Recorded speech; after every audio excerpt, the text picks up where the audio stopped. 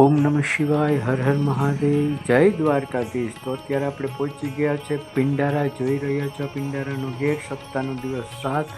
તો આપણે આજે પિંડારા ગામ પહોંચી ગયા છે। તો ચાલો આપણે પિંડારા જઈએ। ગિરિબાપુની સપ્તાહ અખિલ ભારતીય યાદવ સમાજ દ્વારા આયોજિત સુંદર મજાની ભવ્ય અને દિવ્ય સપ્તાહ। તો આપણે જાતાની સાથે જ અહીંયા એક રાણનું ઝાડ છે કરીને છે તે જોવા મળ્યું છે। તો ચાલો આપણે રાણના ઝાડના દર્શન કરીએ।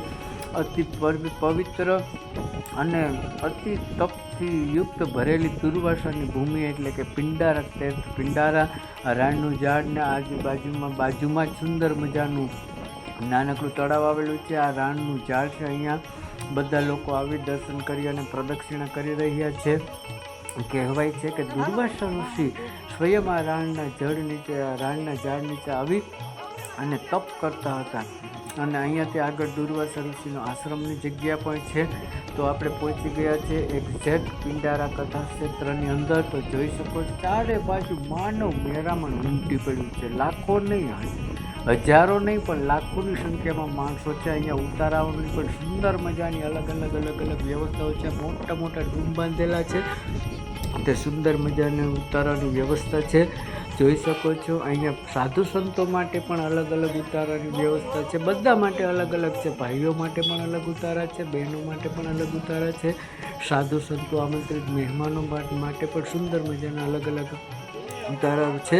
તો સૌ પ્રથમ આપણે જાતાની સાથે સીધા યજ્ઞ મંડપમાં આપણે જઈએ કે જે આ આયોજનમાં શિવકથાની સાથે યજ્ઞમાં શ્રી મહાવિષ્ણુ યાગ યજ્ઞ જે થઈ રહ્યો છે 9 દિવસીય, તેની ઝાંખી છે તે આપણે આ એનો યજ્ઞ મંડપ જોઈએ છે। જોઈ શકો છો સંપૂર્ણપણે વાંસમાંથી બનાવેલો, વેદોક અને શાસ્ત્રક રીતે બધો બનાવેલો આ યજ્ઞ મંડપ છે। ભવ્ય અને દિવ્ય યજ્ઞ મંડપ છે।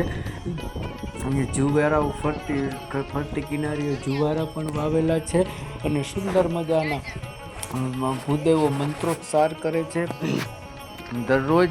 એની સાથે સાથે આ અલગ જો બહેનાના ઉતારાના ડૂમ પણ અહીંયા છે। વિશાળ ભવ્ય અને દિવ્ય આયોજન છે। સાથે સાથે યજ્ઞ મંડપ દર્શન કરતા દુર્વાસા મુનિનું જે આશ્રમ છે તે આશ્રમની જગ્યાઓ પણ આપણે જોઈએ। અહીંયા જોઈ શકો છો 5,500-6,000 વર્ષ જૂના મંદિરો છે, મંદિરોના અવશેષો છે। અત્યારે તો જો કે આ રક્ષિત સ્થળ તરીકે ઉપયોગ માનવામાં આવે છે, કારણ કે 5,500-6,000 વર્ષ જૂના અવશેષો છે। જોઈ શકો છો અહીંયા હજારોની સંખ્યામાં જનમેદની ઉમટી પડી છે। અખિલ ભારતીય યદુવંશ આહિર સમાજ દ્વારા આયોજિત ભવ્ય અને દિવ્ય શિવકથા નું આયોજનમાં આપણે આજે જોઈ શકો છો। તો વિશાળ સંખ્યામાં ભાવિક ભક્તજનો શિવકથા સાંભળવા આવી રહ્યા છે। આ દુર્વાસા આશ્રમ છે। જોઈ શકો છો 5,500-6,000 વર્ષ જૂના અવશેષો અહીંયા પડ્યા છે। આ રક્ષિત સ્થળ તરીકે જાહેર કરેલું છે। આ અલગ અલગ મંદિરો અહીંયા આવેલા છે। દુર્વાસાની તપોભૂમિ એટલે કે આ પિંડારા ક્ષેત્ર જે ભવ્ય અને દિવ્ય મંદિરોનો વિરાસત આવેલું છે। આગળ પણ જે તપસ્થલી છે દુર્વાસાની આ જોઈ શકો છો। અત્યંત જૂના બાંધકામ અને રક્ષિત સ્થળ તરીકે છે। અને સાથે સાથે આજુબાજુમાં જે નાના મોટા બીજા પણ મંદિરો છે તો મંદિરો જોઈ શકો છો। ખરેખર અહીંની ડિઝાઇન અને નકશી અને ખૂબ જ ખૂબ પ્રાચીન છે આ વસ્તુ, જોઈ શકો છો। તો આ દુર્વાસા મુનિનો આશ્રમ પિંડારા ક્ષેત્ર પિંડારા। અહીંયા અલગ અલગ જે મૂર્તિઓ છે, જે કળા છે, પથ્થરમાં કાંડેલી આ નકશી છે, જોઈ શકો છો। હું તમને આ દુર્વાસા દ્વારા સ્થાપિત કરેલા શિવલિંગના દર્શન કરું છું, પણ અતિ ગળદીને કારણે શિવલિંગના પ્રત્યક્ષ દર્શન નહીં થાય તો દૂરથી દર્શન કરાવું છું। ખૂબ જ ટ્રાફિક છે।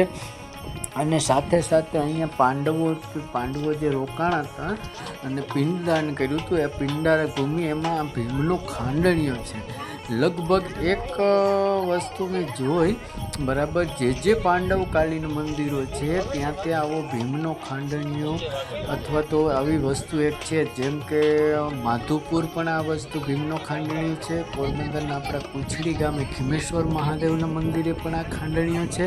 અને આજે મેં પિંડારક ક્ષેત્ર દુર્વાસા ઋષિ આશ્રમમાં જ્યાં પાંડવો રોકાણ હતા એ ખાંડણીઓ પણ અહીંયા મોજૂદ છે. એટલે પાંડવો જ્યાં જ્યાં રોકાણ હતા ત્યાં એના નિશાન ચોરતા ગયા છે. એટલે 5,500-6,000 વર્ષ જૂનું આ બધું તપોભૂમિ છે. જોઈ શકો છો ચારેય બાજુ વિશાળ સંખ્યામાં જનમેદની ઉમટી પડી છે. મહાદેવ શ્રી ગિરિબાપુના મુખેથી ભવ્ય અને દિવ્ય શિવકથા સાંભળવા માટે. તો ચાલો આપણે ધીરે ધીરે બને એટલો પ્રયાસ કરું તમને બતાવવાનો. તો આ વિશાળ ડોમ કે જ્યાં હજારો માણસો એકી સાથે બેસી અને ગિરિબાપુના પાવન મુખેથી ભવ્ય અને દિવ્ય શિવકથા સાંભળે છે. તે આ ડોમ છે અખિલ ભારતીય યદુવંશ આહિર સમાજમાં. જોઈ શકો છો આપણી નજર ન પૂગે ત્યાં સુધી ડોમ છે, બરાબર છે. આટલો વિશાળ ડોમ છે. મેં આવડો વિશાળ ડોમ હજી સુધી નથી જોયો. ગિરિબાપુએ પણ પોતાની કથા દરમિયાન કીધું કે 30 વર્ષના આયોજનમાં આવડું મોટું આયોજન એમને હજી સુધી નથી જોયું. તો જોઈ શકો છો આ આખો ડૂમ જ છે. આપણી નજર છે સામે પૂરે ત્યાં સુધીનો આ ડૂમ છે. અત્યારે હમણાં જ જો 3 થી 6નું સત્ર પૂરું થયું છે. તો આ ઘરે ફટાફટ બધા સ્વયંસેવકો પોતાની મેળાએ કોઈને કેવું નથી પડતું, બધી વસ્તુ વ્યવસ્થિત કરી અને જો સાફ સફાઈ માટે સીધું 6 વાગે એટલે બધું વ્યવસ્થિત. બહેનો પોતપોતાની રીતના, કોઈ સ્વયંસેવક બહેનોને કહેવું પડતું નથી. બધા પોતપોતાની રીતના થાય એટલી બને એટલી સેવા કરે છે. જોકે હું તો આજે જ આવ્યો છું મારે બરાબર, પણ તેમ છતાંય જોઈને ખરેખર મન પ્રફુલ્લિત થાય છે. મેં મારી લાઈફમાં પણ આટલું મોટું અને ભવ્ય અને દિવ્ય આયોજન મેં નથી જોયું. જોઈ શકો છો હજી આ મંડપ પૂરો જ નથી થયો. આ મંડપ જ છે, આપણું ડોમ જ છે, જે શિવકથાનું ડોમ છે. હજી તો કેટલું આમનામ આગળ જ છે. એટલે ખરેખર આહિરોને હૃદયથી ખૂબ ધન્યવાદ કે આ સંપૂર્ણ ખરેખર આ આયોજન જે કર્યું છે ખરેખર વિશ્વની નોંધ લીધા જેવી છે, બરાબર. ખાસ કરીને દાના મામા ગોજિયા જે ગાંગડી ગામના છે, બરાબર. અને બધા સ્વયંસેવકો જે નાનામાં નાનું કામ કર્યું છે એને પણ ઘણા બધા સાધુવાદ, અને જે મુખ્ય આયોજકો છે એને પણ સાધુવાદ.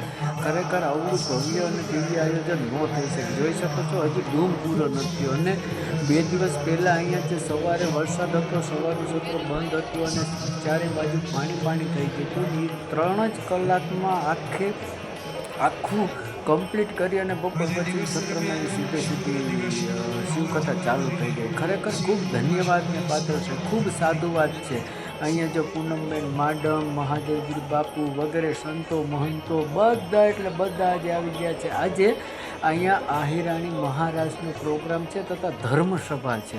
એટલે અહીંયા ચારે બાજુ વિશાળ જનમેદની છે, જોઈ શકો છો. અને આ જેટલો મોટો રૂમ છે ને એટલું જ મોટું ભોજનાલય છે. સામેની સાઈડ જોઈ શકો છો ભાઈઓનું ભોજનાલય.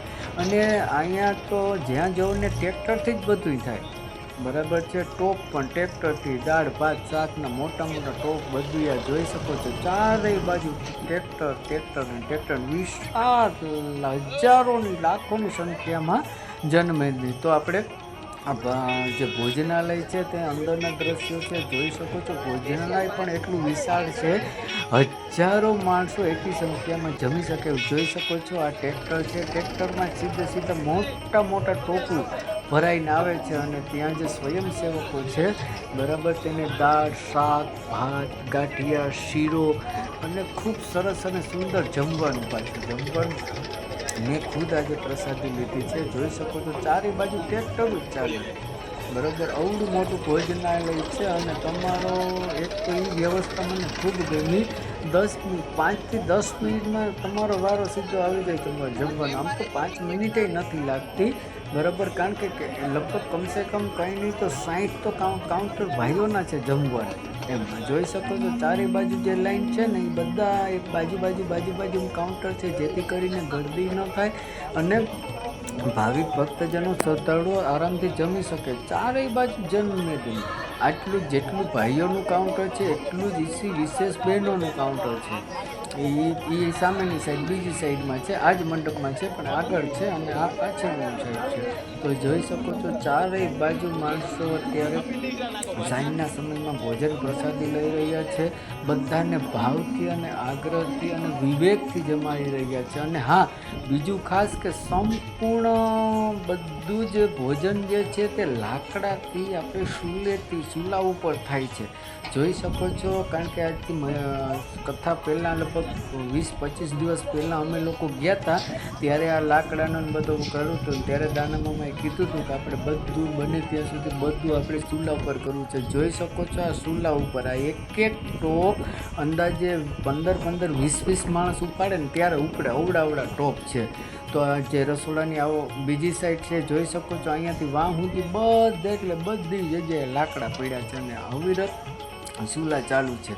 બરાબર છે. તો ખરેખર ખૂબ ધન્યવાદ અને સાધુવાદ છે. જોઈ શકો છો દાળ, ભાત, શાક, શીરો બધું એટલે બધું આ મોટી ચૂલો જે પહેલેથી કંડારેલી હતી, ગોરેલી હતી એમાંથી થાય છે અને લાકડાથી જ ચૂલાથી જ બધાને પ્રસાદી આપે છે. સાથે સાથે મેડિકલ સ્ટોર પણ છે. ખરેખર અખિલ યદુવંશ આહિર સમાજને ધન્યવાદને પાત્ર છે, સાધુવાદને પાત્ર છે. ઓમ નમઃ શિવાય, હર હર મહાદેવ, જય દ્વારકાધીશ.